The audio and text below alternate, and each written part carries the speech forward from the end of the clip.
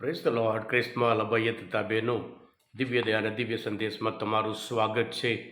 ફેબ્રુઆરી 18મી તારીખ, બસમ બુધવાર, તપૃતનો પહેલો દિવસ.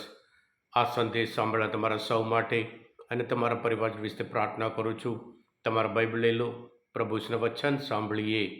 માથ્યુનો ગ્રંથ 6 અધ્યાય, પહેલી કડીથી 6મી કડી સુધી અને 16થી 18મી કડી સુધી. ઈસુએ કહ્યું, હું તમને ચેતવું છું કે લોકોની નજરે ચડવા માટે તેમના દેખતા ધર્મ કાર્ય કરશો નહીં તો તમારા પરમપિતા તરફથી તમને બદલો નહીં મળે. એટલે જ્યારે તું કંઈ દાન ધર્મ કરે ત્યારે દાંભિકો લોકોની વાહ મેળવવા માટે સભાગૃહમાં અને શેરીઓમાં ઢોલ પીટે છે, તેવું તું પીટીશ નહીં.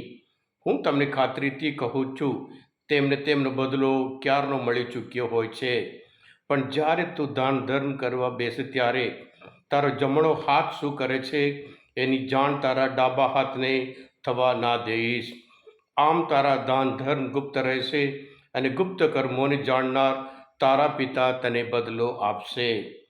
વળી જ્યારે તમે પ્રાર્થના કરો ત્યારે દાંભિકોની જેમ વર્તશો નહીં. એ લોકો સભાગૃહોમાં શેરીઓના નાકે ઊભા રહીને પ્રાર્થના કરવી ગમે છે, કારણ તો જ બધા તેમને જોઈ શકે નહીં. હું તમને ખાતરીથી કહું છું, તેમને તેમનો બદલો મળી ચૂક્યો હોય છે. પણ તું જ્યારે પ્રાર્થના કરે ત્યારે તારી ઓરડીમાં જઈને બારણા વાસજે અને એકાંતમાં પણ વસના તારા પિતાને પ્રાર્થના કરજે. એકાંતની વાત જાણનાર તારા પિતા તને બદલો આપશે. વળી જ્યારે તમે ઉપવાસ કરો ત્યારે દાંભિકોની પેટે ઉદાસ દેખાશો નહીં. તેઓ તો લોકોને પોતાના ઉપવાસની ખબર પડે એટલા માટે મોડું વરવું કરીને ફરે છે. પણ હું તમને કહું છું કે તેમને તેમનો બદલો મળી ચૂક્યો હોય છે.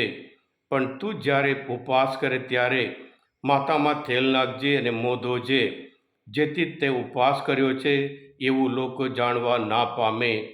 ફક્ત એકાંતમાં પણ વસનાર તારા પિતા જાણે. એકાંતની વાત જાણનાર તારા પિતા તને બદલો આપશે. આ પ્રભુની વાણી છે, તે આપનો આધાર છે. ખ્રિસ્તમાં ભાઈ બહેનો, તપ ઋતુ એક વિશેષ ઋતુ છે. ઈશ્વર પાસે આવવા માટેનું એક અદ્ભુત ઋતુ છે. આશાનું ઋતુ છે, આનંદનું ઋતુ છે. જે છોડ થયું હોય એને થોડા દિવસ પાણી ના મૂકીએ એ છોડ કરમાઈ જાય છે. વધારે પાણી મૂકીએ તો ખોવાઈ જાય છે. મ્યુઝિકલ ઇન્સ્ટ્રુમેન્ટ ગિટારમાં જે સ્ટ્રિંગ હોય એ યોગ્ય રીતે ટાઈટ હોય, સંગીત નીકળે છે. એને લૂઝ કરો, સંગીત નહીં આવે. એને વધારે પડતો ટાઈટ કરો તો પછી તૂટી જાય છે. એટલે આ ઋતુ નોર્મલ લાઈફ, આનંદનું જીવન જીવવા માટે આમંત્રણ આપતું એક અદ્ભુત ઋતુ છે. કોઈ દંભ નહીં. દંભ એ છેતરપિંડી છે. જાતને છેતરીએ અને બીજાને છેતરી, ઈશ્વરને છેતરી નહીં શકતા. જે નથી એ બતાવીએ છીએ એ દંભ કહેવાય છે. એટલે પ્રભુ ઈસુ આજના શુભ સંદેશમાં એ દંભ મત કરો, નોર્મલ લાઈફ લીવો, સામાન્ય જીવન જીવો, સચ્ચાઈનું જીવન જીવો એ બતાવે છે. આ ઋતુ જે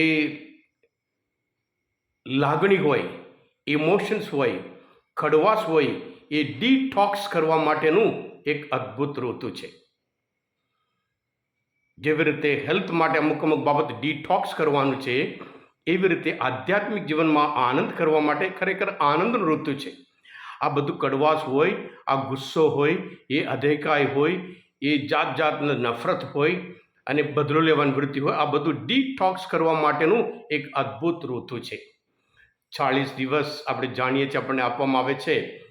યહૂદી ધર્મમાં પ્રાર્થના, ઉપવાસ અને દાન ધર્મ એ ધર્મના એક થાંભલા પિલ્લર કહેવાય છે. એ લોકો આ બાબતમાં બહુ સ્ટ્રિક્ટ હતા. આ કરવાનું, આ કરવાનું. એટલે પ્રભુ ઈસ કહે છે, બધું દંભ મત કરો, છેતરપિંડી મત કરો, પાખંડી મત કરો, નોર્મલ જીવન જીવો, આનંદમય જીવન જીવો, જાતને છેતરશો નહીં અને બીજાને. આ બધું કરે છે બીજાને છેતરવા માટે પ્રભુ કહે છે. હા કૃષ્ણ ભાઈ બહેનો, આ 40 દિવસ આપણને બાઇબલના આધારે આપણે આપવામાં આવે છે. આપણે જાણીએ છીએ પ્રભુ ઈસુ પોતે એમને જાહેર જીવન, જાહેર મિનિસ્ટ્રી શરૂ કરતા પહેલાં 40 દિવસ એમણે ઉપવાસ કર્યો. મોસે પોતે સિનાઈ પહાડ ઉપર જઈને 40 દિવસ રહીને 10 આજ્ઞાઓ લઈને આવ્યા. નુઆના વખતમાં 40 દિવસ અને રાત વરસાદ પડ્યો અને પૈગંબર એલિયા હોરે પહોંચતા 40 દિવસ તેઓ ચાલીને ત્યાં પહોંચી ગયા. અને પછી ઇઝરાયેલ લોકો એમના જે ઈશ્વરના જે હઠીલા હતા, જે પ્રભુના આજ્ઞા વિરુદ્ધ ગયા, એના લીધે રણમાં 40 વર્ષ રખડ્યા હતા. અને પૈગંબર યોના નિનિવેમાં જઈને કહે છે 40 દિવસ છે, 40 દિવસમાં તમે ઉપવાસ કરો, હૃદય ફાટો એમ કરીને, નહીં તો નાશ પામશે કરીને એ 40 દિવસની પૈગંબર યોના નિનિવા લોકો માટે આપે છે. અને એવી રીતે દાઉદ રાજા ઇઝરાયલના જીવનમાં એક મહાન, એક શક્તિશાળી પુરુષ હોય, એક રાજા હોય. એ દાઉદ રાજા 40 વર્ષ ત્યાં શાસન કર્યું. ગોલિયાત 40 વખત 40 દિવસ ચેલેન્જ કરે છે ઇઝરાયલ લોકોને, આવો જોઈએ એમ કરીને. એ પણ આપણે બાઇબલમાંથી જાણવા મળે છે. અને એવી રીતે પૈગંબર એઝેકિયલને યહૂદા એટલે ઇઝરાયલ લોકોના જે યહૂદાના જે પાપ માટે જમણી બાજુ તું જોજે, સૂઈ જા એમ કરીને એને કહેવામાં આવે છે યહૂદા એઝેકિયલના ગ્રંથમાં 4 અધ્યાયમાં. અને એવી જ રીતે પ્રભુ ઈસુ પણ સજીવન પુનરુત્થાન થયા પછી 40 દિવસ આ પૃથ્વી પર રહી એમના શિષ્યોને પાકે ખાતરી આપી કે સજીવન તેલા પુનરુત્થાન પામેલા ઈસુ છે. ખ્રિસ્તમાં ભાઈ બહેનો, આ બધું 40 દિવસની તૈયારી એક આનંદની ઋતુ, આનંદપૂર્વક પાસ્કા ઉજવવા માટે, પુનરુત્થાન ઉજવવા માટે આપતું એક આશાનું ઋતુ છે, આનંદનું ઋતુ છે. આ ઋતુ સફળ બનાવવા માટે પ્રભુ ઈસુના માર્ગ અપનાવીએ અને આનંદપૂર્વક આ 40 દિવસ કરીએ. આવનાર પાસ્કા પણ આપણે આનંદપૂર્વક ઉજવીએ. હા કૃષ્ણ ભાઈ બહેનો, આજના આ મનન ચિંતન શાસ્ત્ર પાઠ સમજવા માટે, પ્રભુ ઈશ્વર ઓળખ માટે મદદરૂપ થયા હોય, તમે પોતે દિવ્ય ધ્યાન, દિવ્ય સંદેશ સબસ્ક્રાઈબ કરજો અને બીજા માટે પણ ફોરવર્ડ કરજો. કારણ તમે બધા આશીર્વાદિત છો, અભિષિક્ત છો. પ્રભુ ઈસુ, હું તમારા ઉપર વિશ્વાસ રાખું છું. સાથે સાથે જે મેઇન એ છે, હૃદય પલટો કરો, આ હેતુ છે. Jesus, I trust in you. હા કૃષ્ણ ભાઈ બહેનો, બસમાં બુધવારના દિવસે સવારમાં 7 વાગે ક્રિસ્તજ્ઞ અને સાંજે 6 વાગે ક્રિસ્તજ્ઞ છે. સાથે સાથે આ તપ ઋતુ દરમિયાન સલૂનમાં દર રવિવારે સાંજે 6 વાગે ક્રિસ્તજ્ઞ હોય છે.